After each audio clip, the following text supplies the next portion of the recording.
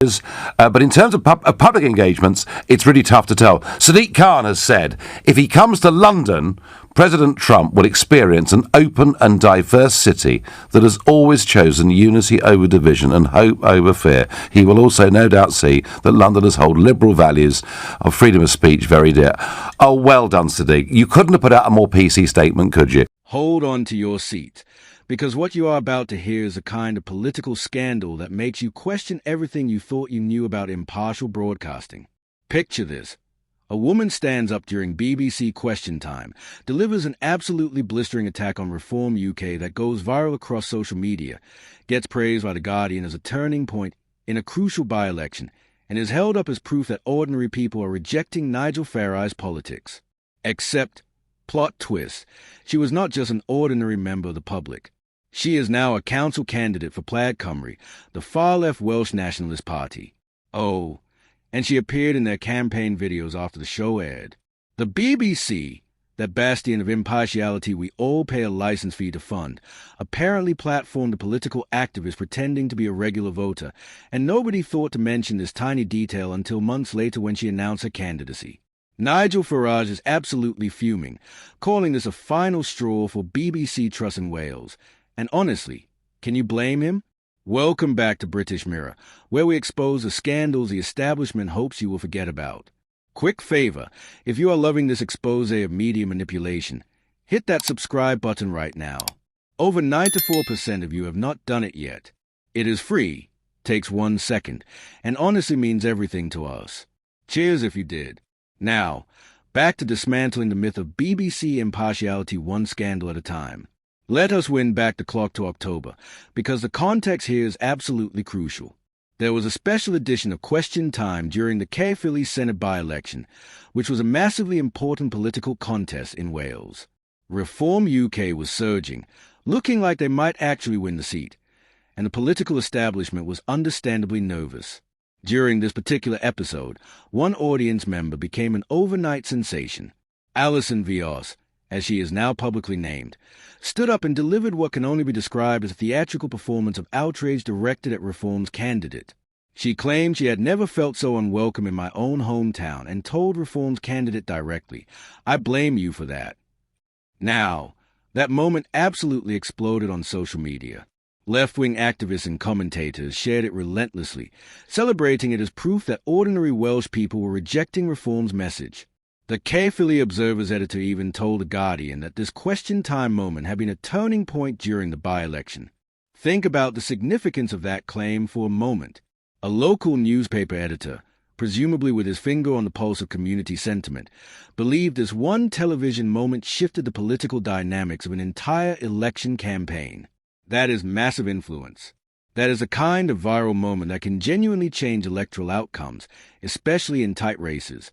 And Reform did fall just short of winning that by-election, so perhaps that editor was right about its impact. But here is where this story transforms from interesting television moment into full-blown scandal. It has now been revealed that Alison Vyas is standing as a council candidate for Plaid Cymru in the Van Community Council elections. Not just a member of the party, not just a supporter, but an actual candidate representing them in elections. And it gets better, or worse depending on your perspective. After her attack on Reform during Question Time, she appeared in Plaid Cymru social media videos talking about how passionate she is about Caerphilly. So not only was she politically active, she was actively participating in campaign materials for a party that directly competes with Reform for votes. This raises absolutely fundamental questions about BBC editorial standards and the integrity of Question Time as a program. The entire format of Question Time depends on having a supposedly balanced audience made up of regular members of the public who represent different political viewpoints. Yes, they pre-select audience members to ensure political balance. That is normal and expected. But there's a massive difference between having audience members who hold political views and platforming political activists or candidates without disclosing that information to viewers. When someone stands up and delivers a passionate attack on a political party, viewers need to know if that person has direct political affiliations or ambitions. Otherwise, it is not authentic public opinion. It is staged political theater masquerading as grassroots sentiment. Nigel Farage has now filed an official complaint to the BBC, and his statement pulls no punches whatsoever. He said, Trust in the BBC has been shaken by scandals in recent years, from Hugh Edward to the selective editing of a clip of President Trump. Now, this revelation will be the final straw for many people in Wales. That reference to Hugh Edwards is brutal but fair. The BBC has been rocked by multiple scandals involving its most prominent presenters and questions about institutional culture. Adding allegations of political bias during election coverage to that list is not going to help their already damaged credibility. Farage continued, "How can there be any confidence that reform will get a fair and balanced hearing when this is a kind of thing that happens at key election debates? That is a fundamental question, is it not? If Question Time is going to platform political candidates attacking rival parties without disclosing their political affiliations, how can anyone trust that the program is genuinely impartial? It makes the entire exercise look rigged, like political propaganda dressed up as public debate. And for reform specifically, which already feels it gets unfair treatment from mainstream media, this is just more evidence that the deck is stacked against them. But this is not the first time recently that Question Time has landed in controversy involving reform. Just in December, there was an immigration special that featured questions from 2 illegal migrants in the audience. Yes, you read that correctly. 2 people who were in the country illegally were given a platform to question politicians about immigration policy on the BBC's flagship political debate show. Fiona Bruce, the host, called on an Afghan man who described how he had failed to secure asylum in 6 other European countries before crossing the Channel to Britain. Another man from Iran said that leaving the European Convention on Human Rights would harm ordinary people. Now, there is a legitimate argument that having diverse perspectives in these debates is important, that hearing directly from people affected by policies adds valuable context.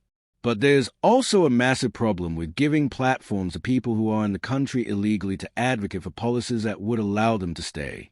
That is not balance, that is advocacy. And Farage absolutely lost it over this incident as well. He said, both of those individuals should not even be in the United Kingdom. They are broken in illegally. They should have been deported. Yet they are being given a platform on the BBC in an effort to get the great British public to sympathize with them. Crime rates in various categories are up, and parks are being closed on major holidays because there aren't enough resources to keep them safely open. So where exactly is that £1.16 billion going? Into administration? Into bureaucracy? Into initiatives that sound good in press releases but don't actually result in more effective policing? Hall's point about police recruitment is also damning. You know how bad things are in London.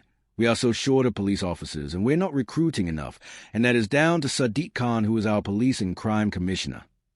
As Police and Crime Commissioner, Khan has direct responsibility for Metropolitan Police funding, strategy, and priorities. If recruitment is failing, if numbers are down, if capabilities are being lost, that's his responsibility. He can't blame central government or external factors when he's the one with statutory authority over London policing.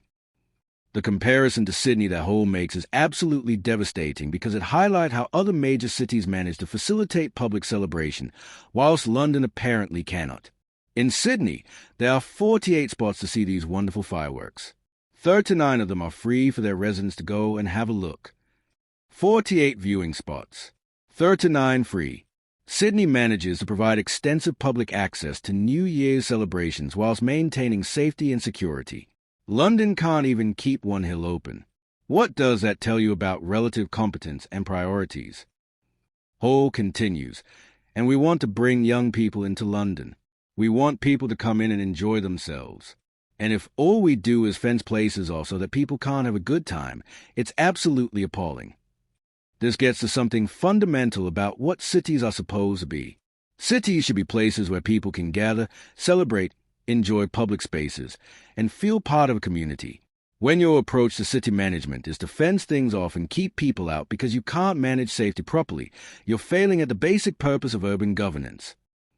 The Royal Parks Charities statement that the decision was not taken lightly and that without formal organization there are limited controls that we can deploy to ensure public safety is revealing. It's essentially an admission that London has lost the capability to manage spontaneous public gatherings. Everything has to be formally organized, ticketed, controlled, managed through bureaucratic processes, or it can't happen at all. That represents a fundamental loss of urban capability and a society becoming less free and spontaneous because institutions can no longer handle anything that isn't pre-planned and tightly controlled. Tom Harwood's concern about more and more parks being fenced off due to lack of efficient security is exactly right, and Hall's agreement that yes, they will, because they can't be kept safe, should alarm every Londoner. This isn't just about Primrose Hill on one night. This is about a trajectory where public spaces become progressively less accessible because policing resources aren't adequate to keep them safely open. Today it's Primrose Hill on New Year's Eve.